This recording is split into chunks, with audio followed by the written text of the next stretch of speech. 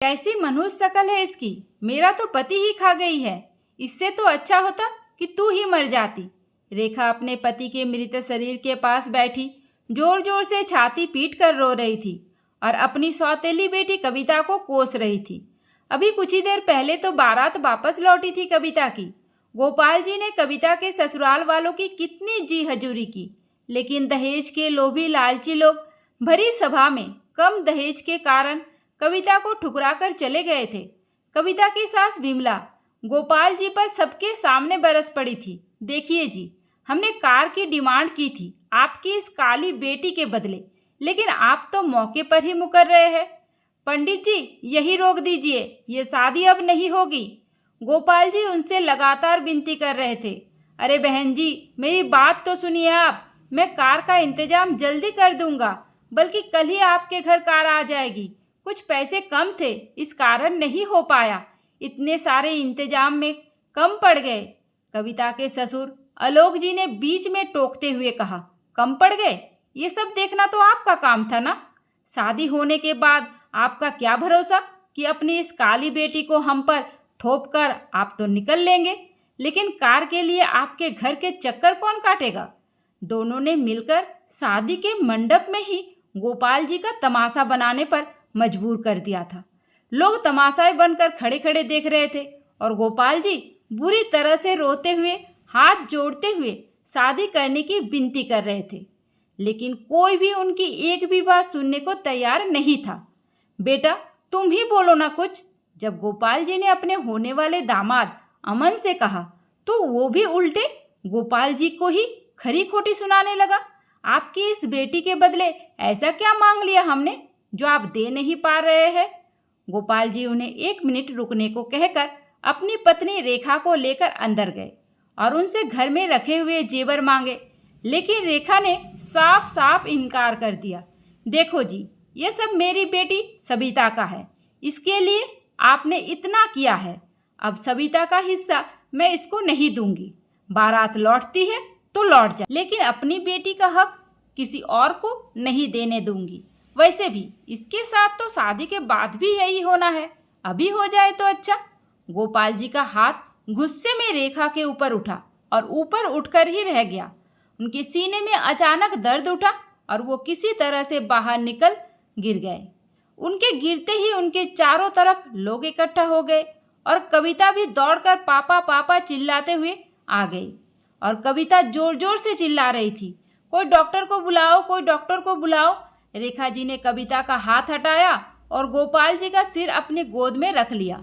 सविता तब तक डॉक्टर को फोन कर चुकी थी। कुछ देर बाद डॉक्टर आए और उन्होंने गोपाल जी को मृत घोषित कर दिया। गोपाल जी सदमे से हार्ट अटैक के कारण मर चुके थे और अब कविता उनके पास बैठी रो रही थी। रेखा जी दहाड़े मारकर रोने लगी और कविता निढाल सी होकर अपने पापा के पास ही जमीन पर गिर गई थी। मेहमान भी मंडप से काट कर जाने लगे थे, लेकिन कुछ शुभचिंतक भी थे जो वहां रुक गए थे। सविता पापा पापा कहते हुए जमीन पर पड़े गोपाल जी से लिपटकर बुरी तरह से बिलख रही थी। रेखा जी ने इतने मेहमानों के बीच कविता को दोषी ठहराना शुरू कर दिया। अब तो मनहूस, तुझे चैन पड़ गया होगा, चली जा यहाँ से मनहूस कही की। आज कविता ने अपने पिता को खोया था, वो भी शादी के मंडप में, जिसका कारण वो खुद को ही मान रही थी। इस कारण रेखा जी यानी अपनी सौतेली माँ के सारे दोषारोप सही लग रहे थे। हाँ, मैं ही मनहूस हूँ कहते हुए कविता बुरी तरह से रो रही थी। ऐसे समय में उसे अपने पिता के पास भी जाने नहीं दिया जा रहा था, जिसका ये आखिरी वक्त था। अगले दिन सुबह सुबह सभी रिश्तेदारों द्वारा मिलकर अंतिम संस्कार कर दिया गया। बेटा, खुद को मत कोस, गलती तेरी नहीं बल्कि लड़के वालों की है, जिन्होंने इस हीरे जैसी लड़की को नहीं पहचाना। ऐसा कहकर कविता की मौसी उसे शांत करा रही थी, लेकिन कविता को रोते रोते कई दिन बीत चुके थे और उसके सहारे के लिए उसकी मौसी वही उसके पास रुकी रही। मौसी उसे समझाने लगी थी, बेटा तू अब आगे का देख, जीवन बहुत लंबा है, कुछ बनकर इस समाज के ऊपर तुझे ही तमाचा मारना है और अपने पिता का बदला लेना है। कुछ दिन बाद मौसी भी जा चुकी थी और रेखा जी अब कविता के साथ पहले से भी बहुत बुरा व्यवहार करने लगी थी और अब तो उसे रोकने के लिए गोपाल जी भी नहीं थे। कविता खुद को बहुत अकेला महसूस करने लगी थी। सारे दिन घर के सारे काम करती और माँ के ताने सुनती। काश मैंने ही पापा को रोक दिया होता। कविता को वो बीती बातें याद आने लगी जो एक दिन उसने अचानक से दरवाजे पर खड़े सुन ली थी। सुनो जी, तुम अपनी इस काली कलोटी बेटी को जल्दी से विदा करो। मुझे अब ये घर में बर्दाश्त नहीं होती।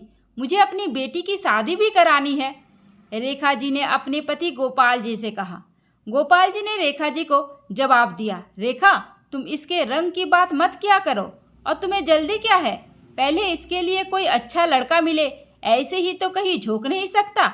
और कान खोलकर सुन लो, तुम सविता की शादी कविता के शादी के बाद ही होगी। जल्दी की बात करते हो आप? इसकी शक्ल देखी है? आपने सीधे सीधे बैठकर लड़के का इंतजार किया तो इस जन्म में तो इसके लिए कोई लड़का नहीं मिलेगा। और आपके इस नियम के कारण मेरी बेटी की शादी भी देर से होगी। किसी अनाथालय में लड़का देख लो और शादी करा दो। गोपाल जी ने रूखेपन से कहा, रेखा, तुम बकवास मत करो। अनाथालय की बात कैसे आई दिमाग में तुम्हारे? कोई देर नहीं हो रही है, मैं ढूंढ रहा हूँ। जब सही लड़का मिलेगा तो कर दूंगा। रेखा पैर पटकती गुस्से में अंदर चली गई और रसोई में से आती बर्तनों को आवाज़ से उसके गुस्से का एहसास भी बाहर बैठे गोपाल जी को हो रहा था। दरअसल रेखा कविता की सौतेली माँ थी। कविता की माँ बचपन में ही गंभीर बीमारी के कारण चल बसी थी और कविता के पालन पोषण के लिए उन्हें दूसरी शादी करनी पड़ी। लेकिन रेखा को कविता एक आंख नहीं भाती थी और वो कविता को खूब डरा धमका कर रखती थी। कविता का बचपन रेखा के खौफ में ही बीता। 8 साल की कविता रेखा की एक आवाज़ पर कांप जाया करती थी और रेखा के गुस्से से बचने के लिए उसका हर काम बिना आवाज़ के कर दिया करती। इस सब का आभास गोपाल जी को था, लेकिन रेखा प्यार दिखाने का झूठा नाटक करने लगती थी, जिस कारण गोपाल जी चुप हो जाया करते थे और कविता के लिए चुपके से उसकी पसंद का सामान लाया करते थे, क्योंकि सामने से लाने पर रेखा फिजूल की बातें करने लगती थी। यूं ही कविता बड़ी हो गई और रेखा की अपनी बेटी सविता भी अब बड़ी हो गई थी। सविता कविता से 5 साल छोटी थी और कविता से उसकी खूब बनती भी थी। लेकिन उन दोनों को साथ देखते ही रेखा किसी बहाने से कविता को काम में लगा देती और सविता को कमरे में ले जाकर फटकार लगाया करती। पढ़ाई में होशियार कविता ने 12वीं क्लास में अपने स्कूल में टॉप किया था, लेकिन रेखा को इससे भारी जलन हो गई थी, क्योंकि उसकी बेटी सविता का मन तो पढ़ाई में लगता ही नहीं था। लेकिन सविता गोरी और सुंदर थी, जिस कारण रेखा को अपनी बेटी पर बहुत घमंड होता था। रेखा ने घर के कामों के लिए कविता की पढ़ाई भी रुकवा दी। कविता अपनी पढ़ाई घर पर रहकर ही करती थी। कविता ने अपनी सौतेली माँ से बचने के लिए शादी के लिए हाँ भी कर दी थी। वो ये भी नहीं चाहती थी कि उसके पिता उसके कारण उसकी सौतेली माँ से रोज रोज ताने सुने और इसी कारण इस दहेज वाली शादी के लिए हामी भर दी थी। लेकिन अब तो सब कुछ लुट चुका था और कुछ भी वापस नहीं आ सकता था, ना ही वो शादी वाला दिन और ना ही उसके पापा। एक दिन रेखा ने कविता को घर से बाहर निकाल दिया। चल निकल यहाँ से, तेरे लिए इस घर में कोई जगह नहीं है। तेरी मनुष्य शकल मेरे बचे खुचे घर को भी बर्बाद कर देगी। कविता के पास कोई आसरा ना था तो कहाँ जाती, इसलिए कितने घंटों तक बाहर दरवाजे पर ही बैठी रही। लेकिन रेखा ने दरवाज़ा नहीं खोला, ना ही सविता को खोलने दिया। सविता बार बार उसे खिड़की से झांक कर देखती रही। कविता समझ चुकी थी कि उसको अंदर नहीं आने दिया जाएगा और आज ये दरवाज़ा हमेशा के लिए बंद हो गए है। कविता उठकर अपनी मौसी के घर चली गई, जिन्होंने उसे प्यार से बिठाया। भूखी प्यासी कविता को खाना खिलाया। 3 दिन हो चुके थे और कविता को कुछ समझ में नहीं आ रहा था कि क्या करे। तभी उसने मौसी के कमरे से आती हुई आवाज़ें सुन ली। कब जाएगी तुम्हारी ये मनहूस भांजी? अब हमारा घर खाएगी क्या? ये आवाज़ उसके मौसा जी यानी मौसी के पति की थी। कविता ये सब सुनकर अपने आंसू रोक नहीं पाई और तभी उसकी मौसी ने उससे बाहर आकर कहा, कविता बेटा, तू कोई नौकरी करेगी क्या? कविता सब समझ रही थी। उसने हाँ में सिर हिला दिया। कविता को अगले ही दिन उसकी मौसी ने अपनी सहेली के छोटे से बिजनेस में एक छोटी सी नौकरी दिलवा दी थी। कविता ने मन लगाकर जॉब की और अपने पैसे इकट्ठे करती रही। उसने अपनी पढ़ाई भी फिर से शुरू कर दी थी और कुछ बनने का सपना पूरा करने की कोशिश में लगी रही। उसकी मौसी कभी कभी आकर उसे हिम्मत देती रहती थी। अपने कमरे में कविता अपने पापा की फोटो देखकर उन्हें याद करती रहती थी। कविता को काम करते हुए 5 साल हो चुके थे और वो अपने लक्ष्य को पूरा करने में जुटी हुई थी। इतने सालों में रेखा ने उसकी कोई खबर नहीं ली और ना ही सबिता को उसका पता लगने दिया। कविता ने उन दोनों का कई बार पता लगाने की कोशिश की, लेकिन पता चला कि वो लोग उसके पिता का घर बेचकर कहीं दूसरी जगह चली गई थी, जिसका पता कोई भी नहीं जानता था। कविता के परिवार में 2 ही लोग थे और अब वो भी जाने कहाँ थे। अब 2 साल और बीत गए थे और कविता अपनी पढ़ाई पूरी करके अपने पैरों पर खड़ी हो चुकी थी। अपनी नौकरी से उसने अपनी पढ़ाई पूरी की और अपना एक ऑफिस तैयार कर लिया। अब वो नामी गिरामी वकील बन चुकी थी। कविता सिर्फ दहेज के ही केस लड़ा करती थी और परेशान लोगों को न्याय दिलाया करती थी, क्योंकि इसी के कारण उसने जीवन में बहुत कुछ खोया था। लोगों की मदद करके उसे सुकून मिलता था। एक दिन कविता अपने ऑफिस में बैठी हुई किसी केस पर अपने असिस्टेंट से डिस्कस कर रही थी कि तभी वह एक लड़की आकर खड़ी हो गई। उसे देखकर कविता ने उसे तुरंत पहचान लिया। अरे रिया, तू यहाँ कैसे? रिया उसके स्कूल के दिनों की सहेली थी। बीतते समय के साथ वो भी कहीं छूट गई थी और आज अचानक आकर सामने खड़ी हो गई थी। रिया भी उसे देखकर हैरान थी और बोली, कविता, तू वकील बन गई है? मैं तो यहाँ अपने केस के लिए आई थी। मुझे पता चला कि यहाँ तू मिलेगी। मुझे तो किसी ने तेरा नाम और ऑफिस का पता बताया और ये कहा कि वो मैडम सबकी मदद करते हैं। कविता ने उसे सामने पड़ी कुर्सी पर बैठने का इशारा किया। अच्छा बैठ, आराम से सब सुनती हूँ।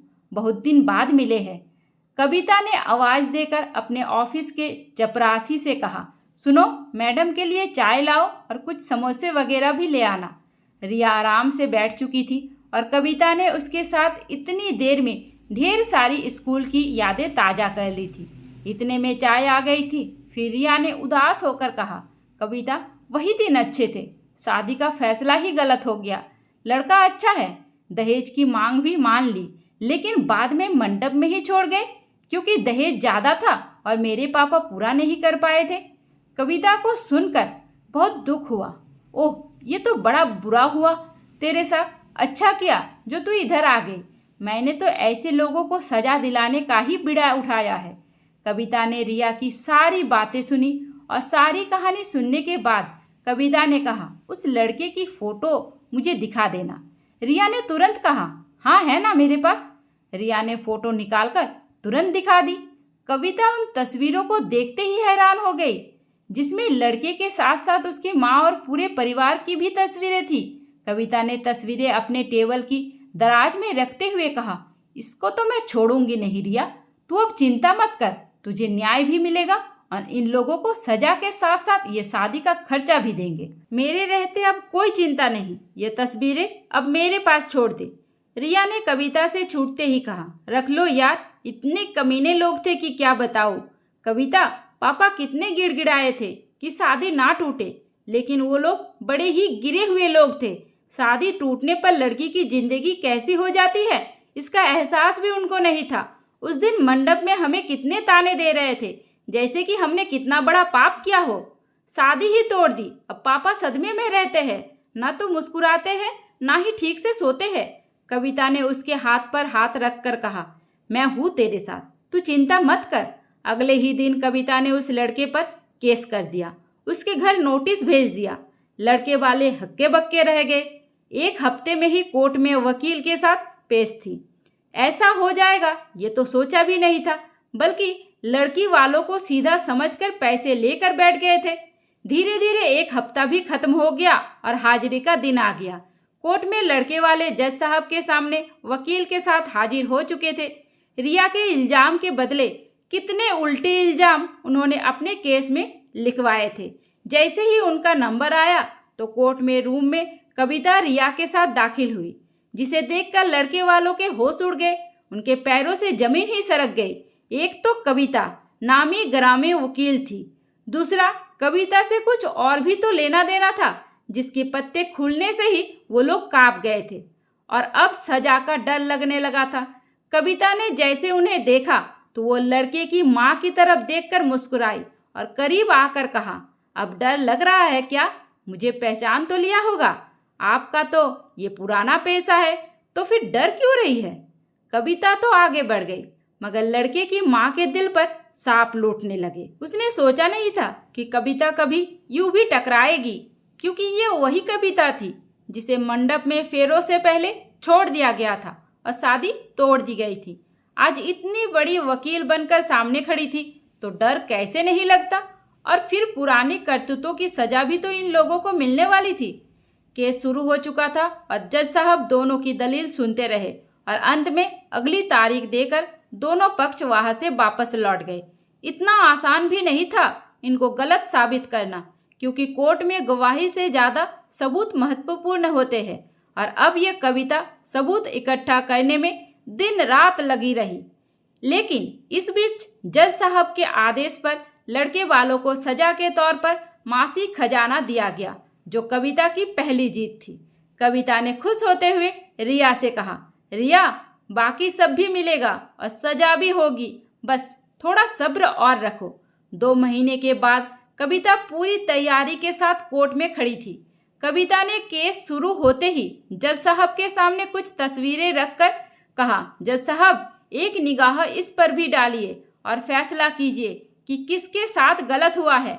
जज साहब को तस्वीरें देखकर हैरान थे और कभी कविता की तरफ देखते और कभी तस्वीरों की तरफ। कविता ने हंसते हुए कहा, जज साहब, मुझे बहुत मेहनत लगी है इन तस्वीरों को हासिल करने में। जो आप देख रहे हैं वो भी सही है, बस लड़की रिया नहीं, कोई और है जो आपके सामने ही है। दहेज की मांग कर मंडप में ही लड़की छोड़ देना इन लोगों का पेशा है। ये तो 2 उदाहरण हैं, बस बाकी के इन्हें मार मार कर उगलवाने चाहिए। जज साहब, इनके कारण मैंने मंडप में ही अपने पिता को खो दिया, जिसकी सजा इन लोगों को मिलनी ही चाहिए। इतना बड़ा सबूत सामने था कि जिस पर अब कोई दलील कम आने वाली थी। रिया भी आज हैरान थी, क्योंकि वो इस बारे में अभी तक कुछ भी नहीं जानती थी।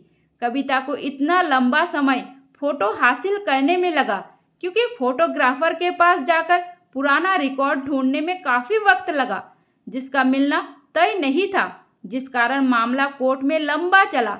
लेकिन आज खुशी का दिन था। रिया केस जीत गई थी और हर जाने के तौर पर शादी में हुआ खर्चा भी मिलने वाला था। लड़के वालों को इस बदले में कई साल की सजा भी हो गई थी। लेकिन तभी रिया ने कहा, जज साहब, आपसे एक दरख्वास्त है, मुझे इस नीच आदमी को थप्पड़ मारने दिया जाए, क्योंकि मेरा कीमती वक्त, सुख और चैन, जो भी परेशानी मेरे परिवार को हुई, वो तो कभी नहीं लौट सकता। रिया की ये प्रार्थना जज साहब ने तुरंत कबूल की और रिया ने आगे बढ़कर झन्नाकेदार थप्पड़ उस लड़के के गाल पर दिया, जिससे वो खड़े खड़े ही गाल पर हाथ रखकर बिलबिला गया। इस थप्पड़ से कविता को भी काफी हद तक सुकून मिला था। दोनों कोर्ट रूम से बाहर निकल गई थी। आज दोनों को ही इंसाफ मिला था। कविता के दिल में जो दर्द था वो आज कम हो गया था और पिता के वापस ना आने का दुख कभी कम नहीं होने वाला था। कविता ने बाहर आते ही कहा, चल रिया, चाय पीते हैं, लेकिन ऑफिस में नहीं, सहेलियों की तरह टपरी में पियेंगे। रिया काफ़ी खुश थी और वो कविता के साथ बातें करते हुए कोर्ट से बाहर आ गए और दोनों ही चाय पीते पीते अपने अपने सुख दुख बांटने लगे। दोस्तों, ये कहानी पूरी तरह से काल्पनिक है, कृपया इसे वास्तविकता से ना जोड़ें। ये कहानी आप लोगों को कैसी लगी मुझे कमेंट करके ज़रूर बताइए और ऐसी कहानी और सुनने के लिए स्क्रीन पर दिए गए वीडियो को टच करें। उम्मीद करती हूँ आपको हमारी कहानी पसंद आई होगी। कहानी पसंद आई है तो वीडियो को लाइक करें, चैनल पर नए हैं तो चैनल को सब्सक्राइब करें और हाँ, नोटिफिकेशन बेल को ज़रूर दबाइए ताकि अगली अपडेट सबसे पहले आपको मिले। धन्यवाद।